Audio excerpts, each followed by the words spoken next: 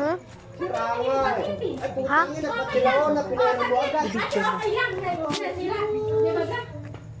Tapos sabi ko, yung ka na, eh, di naman ay.